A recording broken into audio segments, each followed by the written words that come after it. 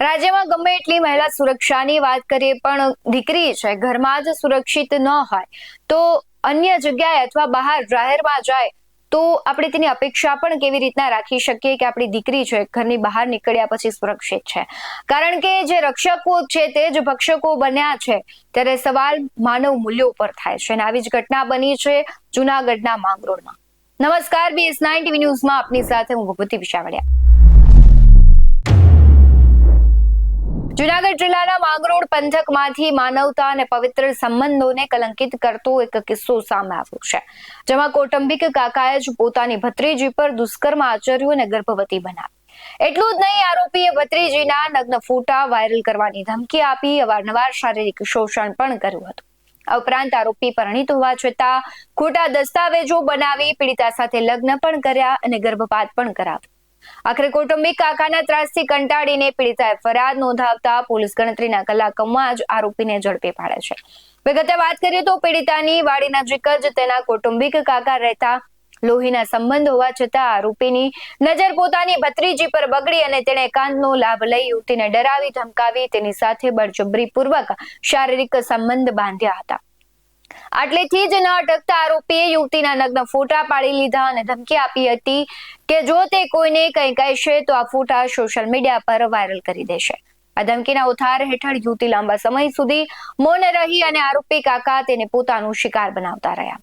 આ કેસમાં સૌથી આઘાતજનક વાત એ છે કે આરોપી પહેલેથી જ પરિણીત હતો અને સંતાનવાળો હતો, તેમ છતાં તેણે યુવતીને પોતાની જાળમાં ફસાવી રાખવા માટે ખોટા દસ્તાવેજો તૈયાર કરાવ્યા અને કાયદા અને સમાજની આંખમાં ધૂળ નાખી આરોપીએ કૌટુંબિક ભત્રીજી સાથે લગ્ન પણ કર્યા। લગ્ન બાદ પણ તેનું સતત શોષણ કરતો હતો। આરોપીના કૃત્યને કારણે આજથી 4 વર્ષ પહેલા પીડિતાને 2 માસનો ગર્ભ રહી ગયો। જ્યારે આરોપીને આ વાતની જાણ થઈ ત્યારે તેણે પોતાનું પાપ છુપાવવા યુવતી પર દબાણ કર્યું અને કોઈને કહ્યા વગર બળજબરીપૂર્વક તેનું એબોર્શન કરાવી નાખ્યું। આ ઘટના બાદ યુવતી માનસિક રીતે ભાંગી પડી, પરંતુ ફોટો વાયરલ થવાના ડરે તેણે અત્યાર સુધી ફરિયાદ નહોતી કરી। આખરે કૌટુંબિક કાકાના ત્રાસથી કંટાળીને પીડિતાએ હિંમત ભેગી કરી માંગરોળ પોલીસ સ્ટેશનના દ્વાર ખખડાવ્યા અને માંગરોળ ડીવાયએસપી દિનેશ કોડિયાતર જે પ્રમાણે માહિતી આપી રહ્યા છે તેમણે કહ્યું છે કે જે પીડિતા છે તેમણે પોલીસ ફરિયાદ નોંધાવી અને પોલીસે પણ ગુનાની ગંભીરતા સમજી અલગ અલગ કલમો હેઠળ ગુનો દાખલ કર્યો છે અને તે આરોપીની પણ ગણતરીના કલાકોમાં જ ધરપકડ કરી છે। સમગ્ર મામલે ડીવાયએસપી શું કહી રહ્યા છે તેના પર નજર કરીએ। ગઈકાલે માંગરોળ પોલીસ સ્ટેશન ખાતે એક બનાવ જાહેર થયેલ છે। બનાવની વિગતે આઈપીસી સેક્શન 363, 66, 376, 312, 114 અને પોક્સો અધિનિયમ હેઠળ એક ગુનો દાખલ કરવામાં આવેલ છે। ગુનાની વિગતો જોઈએ તો માંગરોળ ખાતે એક ભોગ બનનાર યુવતી છે, તેમને તેમની નજીક વાડીએ રહેતા તેમના કૌટુંબિક કાકા સુફિયાન ભાઈએ તેમની સાથે બળજબરીપૂર્વક શરીર સંબંધ બાંધી તેમના નગ્ન ફોટો પાડી તેમને વારંવાર ધમકીઓ આપી બ્લેકમેલ કરી આ યુવતીને 4 વર્ષ પહેલાં 2 માસનો ગર્ભ રાખી દીધેલ હતો। ત્યારબાદ આ યુવતીને ધમકીઓ આપી અને આ જે ગર્ભ રહી ગયેલ ત્યારબાદ તેમનું એબોર્શન બળજબરીપૂર્વક કરાવેલ હતું। ત્યારબાદ આ યુવતી સાથે પોતે પરિણીત હોવા છતાં બીજી વખત બળજબરીપૂર્વક ખોટા દસ્તાવેજ બનાવી અને તેમની સાથે મેરેજ કરેલા હતા। આ બાબતની એક વિગતવારની ફરિયાદ માંગરોળ પોલીસ સ્ટેશન ખાતે નોંધવામાં આવેલ છે।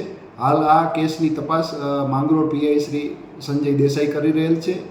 આ ગુનાના જે મુખ્ય આરોપી છે સુફિયાન, તેમને હાલ રાઉન્ડ અપ કરી લેવામાં આવેલ છે અને વધુ આગળ ઉપરની તપાસ હાલ ચાલુ છે। આપણે ઘણી વખત જોતા હોય છે કે આવી ઘટનાઓમાં જે નરાધમો છે ક્યાંક નજીકના જ હોય છે, કાં તો પિતાના મિત્ર હોય છે, ભાઈના મિત્રો હોય છે, કાં પછી કોઈ સગા સંબંધી જ હોય છે।